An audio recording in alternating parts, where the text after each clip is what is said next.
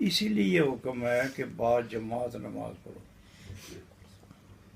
تاکہ ایک آدمی کی بھی نماز قبول ہو جائے تو اس جماعت میں جتنے لوگ ہوتے ہیں سب کی قبول ہو جائے.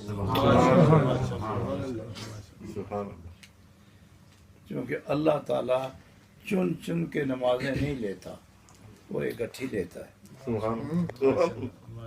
تو جب سب اکٹھی ہوں گی تو اچھی نمازیں اور ناقص نمازیں اکٹھی ہوں گی.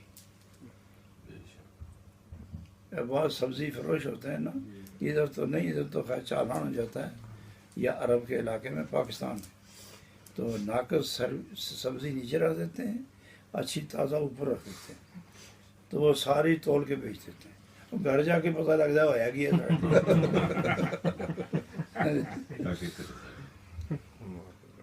تو وہ جب نمازیں عام اور خاص، مقبول و غیر مقبول جب اکٹھی ہوتی ہیں تو مقبول اوپر آ جاتی ہے، غیر مقبول اس کے نیچے ہوتی ہے. ٹوکرا سب اللہ کی بارگاہ میں چلا جاتا ہے، سمجھے؟ جانے دو یار، تول میں برابر آ گیا. تو یہ جو مساجد کا بنانا اور اجتماع ہونا، یہ اللہ اپنی بارگاہ میں نبی پاک کے امتیوں کو قبولیت کے درجہ دینے کے لیے یہ سلسلہ شروع کیا.